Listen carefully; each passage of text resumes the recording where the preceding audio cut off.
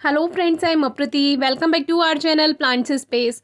जब भी हम कोई काम शुरू करते हैं तो हमें उसकी कमियां और खूबियां पता नहीं होती हैं शुरुआत में, लेकिन जैसे जैसे टाइम बीतता जाता है, हमारा एक्सपीरियंस बढ़ता जाता है, वैसे वैसे हम काफ़ी कुछ सीख लेते हैं। तो ऐसे ही प्लांट को देखते ही समझ में आ जाता है कि इसमें क्या कमी है और क्या इसमें अच्छी चीज़ है। तो जैसे ये हमारा सावनी का प्लांट है, इसमें बहुत दिनों से न्यू ग्रोथ हो रही थी, लेकिन हम इसकी वीडियो शूट नहीं कर पा रहे थे। कभी कोई सी वीडियो शेयर कर देते थे तो टाइम नहीं मिल पाता था। अब ये जो सूखी टहनियाँ आप देख रहे हैं, ये सूखी नहीं है, इन पे फ्लावर्स आके जा चुके हैं, यानी खिल चुके हैं, और अब इसी में से न्यू शूट्स आने लगी हैं। तो अब सबसे पहले अगर आपको इसमें फ्लावरिंग चाहिए दोबारा से, क्योंकि पूरा गर्मियों और पूरा रेनी सीजन फ्लावरिंग करता है ये सावनी का पौधा, तो अब जो इसमें न्यू शूट्स आएंगी उसमें भी देखिए कलियां बननी शुरू हो गई हैं, यानी कि अभी ये रुका नहीं है। जबकि जैसे ही सर्दियों की शुरुआत होगी, इसकी फ्लावरिंग बंद हो जाएगी और इसकी पत्तियां भी पीली होकर झड़ जाएंगी। लेकिन अभी इसमें न्यू शूट्स आ रही हैं, जो कि पुरानी फ्लावरिंग खत्म हो गई है। अब उसकी जो सूखी टहनियां हैं, अगर हम उसको कट कर देते हैं, वहीं से ही इसमें न्यू शूट्स बन रही हैं।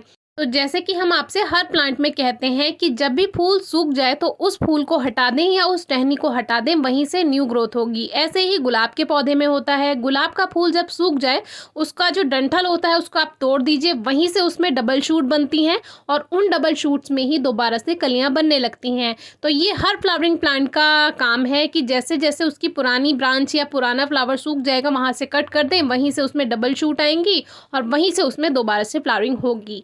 तो वैसे तो अब सितंबर है, मिड सितंबर हो चुका है, जाने वाला है सितंबर भी, आधा बीत गया है।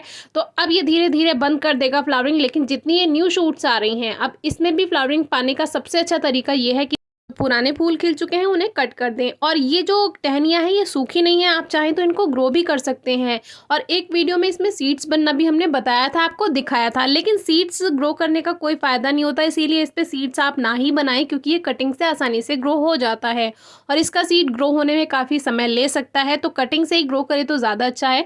इसीलिए अगर सीड्स बन भी रहे हैं तो भी उस ब्रांच को कट कर दें।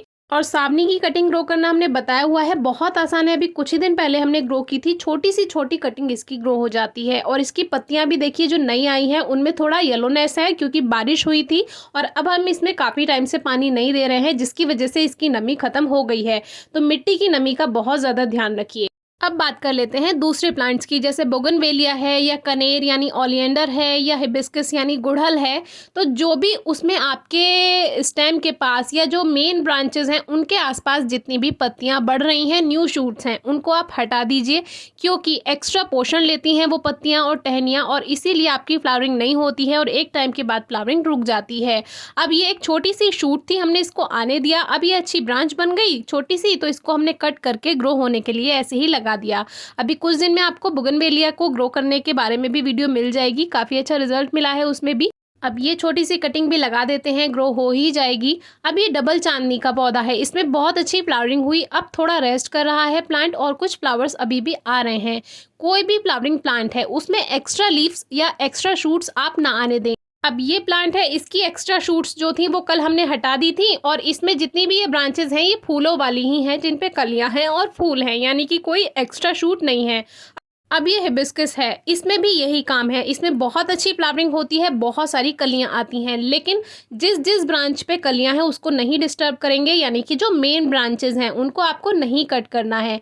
किस चीज़ को कट करना है, अब जैसे हमने आपको पहले भी बताया कि स्टेम को क्लीन रखिए, वहाँ पे कोई शूट ना हो, कोई पत्ती ना आ रही हो। जितनी भी एक्स्ट्रा पत्तियाँ हैं, अगर प्लांट में एक्स्ट्रा लीव्स होंगी तो वो सारा पोषण प्लांट अपना लीव्स को ही देगा, उसी में ग्रोथ होगी, और इसीलिए फ्लावरिंग कम होती है या बिल्कुल नहीं होती। अब स्टेम के बाद जो साइड की ब्रांचेस हैं उसमें जो ये छोटी छोटी शूट्स हैं, आप इनको भी हटा दीजिए, क्योंकि जो मेन ब्रांचेस हैं वही फ्लावरिंग करेंगी। और ट्रिमिंग के बाद हमने आपको बताया था, जो शूट्स बड़ी होकर ब्रांच बन जाती हैं उसमें ही अच्छी फ्लावरिंग होती है। और जो ये साइड में छोटे छोटे जितनी भी शूट्स हैं आप इनको हटा दीजिए, और ये छोटी सी शूट भी ग्रो हो जाती है, हमने कई बार इनको ग्रो किया है और ये ग्रो हो जाती हैं सीजन में। तो अभी ये जो प्लांट है देखिए, मेन स्टेम है, मेन ब्रांचेस हैं वो ग्रोथ करेंगी, उनकी मेन ब्रांचेस ही फ्लावरिंग करेंगी, सारा फोकस फ्लावरिंग पे करेंगी। अब ये जो एक ब्रांच थी, बंदर ने ये फूल तोड़ते समय टहनी तोड़ दी थी, लेकिन ये टहनी जुड़ी रह गई थोड़ी साइड से, तो हमने इसको ऐसा कैसा जैसे ये पहले थी ऐसा कैसा बांध दिया और ये यहाँ से फिर से जुड़ गई। और इसमें देखिए कली भी है, बिल्कुल वेस्ट नहीं हुई। ये चीज़ हमने आपको कनेर में भी बताई थी, जितनी भी एक्स्ट्रा शूट्स हैं उनको हटा दीजिए, तो प्लांट फ्लावरिंग पे फोकस करेगा और फ्लावरिंग ज़रूर होगी। Thank you.